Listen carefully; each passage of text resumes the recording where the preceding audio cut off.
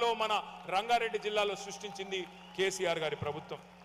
కేసీఆర్ గారు తీసుకున్న ప్రతి సంక్షేమ కార్యక్రమం కానీ ప్రతి విధానం వెనకాల ఒక సామాజిక సోయి, ఒక ఫిలాసఫీ ఉంది.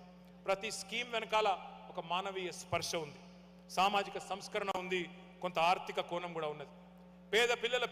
పేద ఆడపిల్లల పెళ్లికి 1,116 కానుకనిచ్చే ఏకైక ప్రభుత్వం భారతదేశంలో కేసీఆర్ గారి ప్రభుత్వం.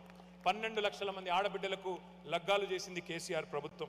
అట్లాగే కేసీఆర్ కిట్, చాలా మంది తెలవకనుకుంటారు అదేదో కేవలం రొటీన్గా పెట్టిన కార్యక్రమం. ఇన్స్టిట్యూషనల్ డెలివరీస్ని పెంచడానికి, 100% ఇన్స్టిట్యూషనల్ డెలివరీస్ చేయడానికి, ఇవాళ ఇన్ఫెంట్ మోర్టాలిటీని తగ్గించడానికి, మెటర్నల్ మోర్టాలిటీని తగ్గించడానికి పెట్టిందే కేసీఆర్ కిట్టు. దానివల్ల ఎన్ని ఫలితాలు వచ్చినాయో ఒక్క నిమిషం మీకు చెప్తాను. శిశు మరణాలు అంటే ఇన్ఫెంట్ మోర్టాలిటీ రేట్ ప్రతి 1000కి మరి తెలంగాణ ఏర్పడిన నాడు 39 మంది శిశువులు చనిపోయేటోళ్ళు. IMR was 39. ఐఎంఆర్ని 39 నుంచి ఇన్ఫెంట్ మోర్టాలిటీ రేట్ని కేసీఆర్ కిట్ వల్ల 21కి తగ్గించగలిగాం. అట్లాగే ఎంఎంఆర్ మెటర్నల్ మోర్టాలిటీ రేట్ ప్రతి 1,00,000 జననాలకు 81 ఉండేది, దాన్ని 43కు తగ్గించగలిగాం. ఇట్లా భారతదేశంలో సాధించిన రాష్ట్రాలు కొన్నే ఉన్నాయి. హెల్త్లో మన ర్యాంకింగ్ 2014లో 12వ స్థానంలో ఉండేది, 23 నాటికి 3వ స్థానానికి ఎదిగాం. ఒకనాడు సినిమాల్లో కవులు పాటలు రాసేది, నేను రాను బిడ్డో సర్కారు దవాఖానకు అని. అట్లాంటి పరిస్థితి నుంచి నేను సర్కారు దవాఖానకే పోతా, అక్కడైతేనే మా మేనమామ కేసీఆర్ గారు ఇచ్చే కేసీఆర్ కిట్ వస్తుందని చెప్పే పరిస్థితి తీసుకొచ్చింది తెలంగాణ ప్రభుత్వం. తెలంగాణలో విప్లవాల జాబితాలో మరొక ముఖ్యమైన విప్లవం గురుకులాలు. కేసీఆర్ గారి నాయకత్వంలో 1, 2 కాదు, 1022 గురుకులాలు పెట్టుకున్నాం. 6 లక్షల మంది అట్టడుగు వర్గాల పిల్లలకు ఒక్కొక్కరికి నెలకు 10,000 రూపాయలు ఒక్కొక్కరి మీద ఖర్చు పెడుతూ, సంవత్సరానికి 1,20,000 రూపాయలు ప్రభుత్వమే ఖర్చు పెడుతూ వారిని ప్రపంచంతో పోటీపడే పౌరులుగా తయారు చేసే ఒక బృహత్తరమైన కార్యక్రమం ఎస్సీ, ఎస్టీ, బీసీ, మైనారిటీ వర్గాలు, అదేవిధంగా అగ్రవర్ణాల్లో ఉండే వెనుకబడ్డ వర్గాలకు కూడా చేసుకున్నాం. కేవలం గురుకులాలే కాదు, భారతదేశం మొత్తంలో ఏ రాష్ట్రంలో ఈ రికార్డు లేదు. జిల్లాకు ఒక మెడికల్ కాలేజు, జిల్లాకు ఒక నర్సింగ్ కాలేజ్ ఉన్న ఒకే ఒక్క రాష్ట్రం తెలంగాణ.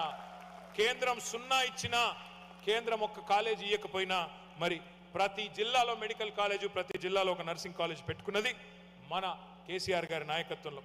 బయట దేశాలకు పోయే విద్యార్థుల కోసం, విదేశాలకు వచ్చి చదువుకునే పిల్లల కోసం ఒక్కొక్కరికి 20 లక్షల రూపాయల స్కాలర్షిప్తో 8,000 మంది పిల్లల్ని చదివించింది కేసీఆర్ గారి ప్రభుత్వం. అట్లాగే చెప్తూ పోతే చాలా ఉన్నాయి. కుల వృత్తులకు జీవం పోసి ఎన్నో పనులు చేసుకోవడానికి ఇక్కడికి ముందుకు పోయినాం.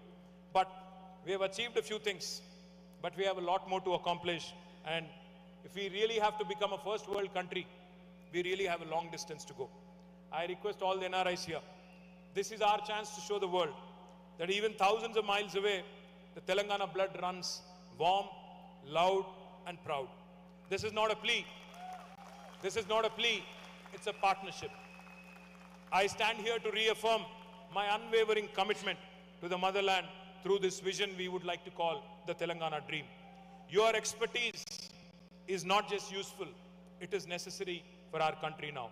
Your return back to India may not be physical, but let it be emotional, let it be intellectual, let it be financial, and let it be knowledge. From the Telangana that was to the Telangana that is, from Telangana being a demand to now being a destination, is an inspiring story to the world. From the Telangana that was, where we were rich in culture but poor in opportunity, to the Telangana that is, we witnessed a magnanimous transformation under KCR's administration.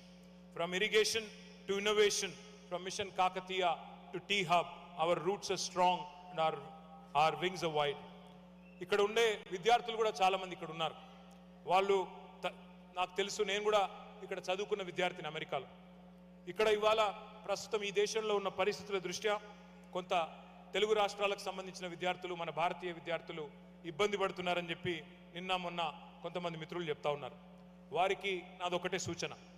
ఇంగ్లీష్లో ఒక సామెత ఉంది, tough times never lost but tough people do. ఈ ఇబ్బందులన్నీ కూడా తాత్కాలికం. మీ అమ్మా నాన్నలు ఎన్నో ఆశలతో మీ తల్లిదండ్రులు మిమ్మల్ని ఇక్కడికి పంపారు. ఇలాంటి సమస్యలు వచ్చినప్పుడే గుండె నిబ్బరంతో ఉండాలి.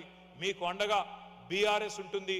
అవసరమైతే ఇక్కడే ఒక లీగల్ సెల్ కూడా ఏర్పాటు చేసి మీకు అండగా, ఇక్కడ విద్యార్థులకు అండగా కూడా మేము నిలబడతామని చెప్పి కూడా నేను మీకు విజ్ఞప్తి చేస్తా ఉన్నా.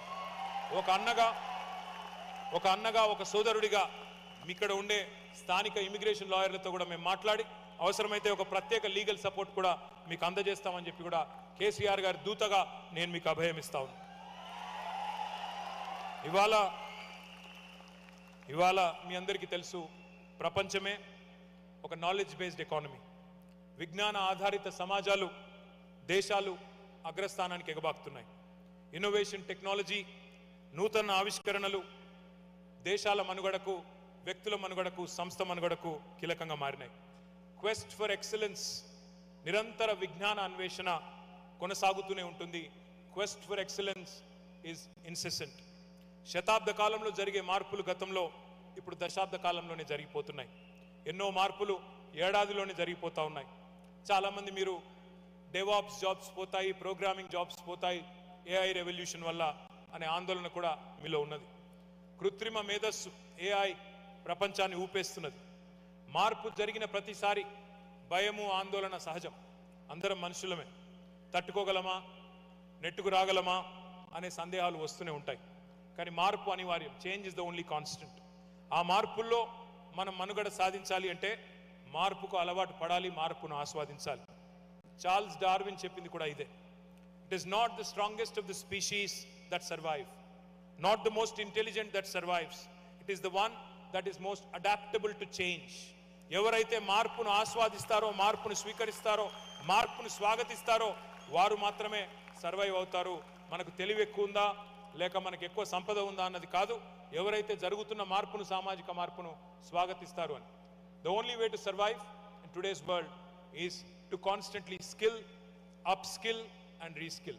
మనం స్టాగ్నేట్ అయిపోతే అవకాశాలు ఉండవు. ముఖ్యంగా అమెరికాలో మీకు తెలుసు, నాకంటే బాగా మీకు తెలుసు, నేను పరిశ్రమను వదిలిపెట్టి 20 ఏళ్ళు దాటిపోయింది, నాకంటే బాగా మీకు తెలుసు ప్రస్తుతం ఉన్న పరిస్థితులు. కానీ మీకు ఎదురయ్యే ప్రతి సవాల్ని, ప్రతి సాంకేతిక సవాల్ని కూడా మీరు స్వీకరించి సమర్థతను నిరూపించుకుంటారని నాకు తెలుసు.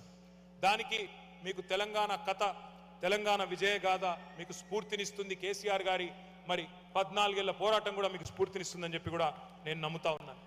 తెలంగాణ ముద్దుబిడ్డ, మాజీ ప్రధానమంత్రి, తెలుగు బిడ్డ, తెలుగు టీవీ పివి నరసింహారావు గారు ఒక మార్పును ఆహ్వానించి భారతదేశం దిశా దశను మార్చేసినారు.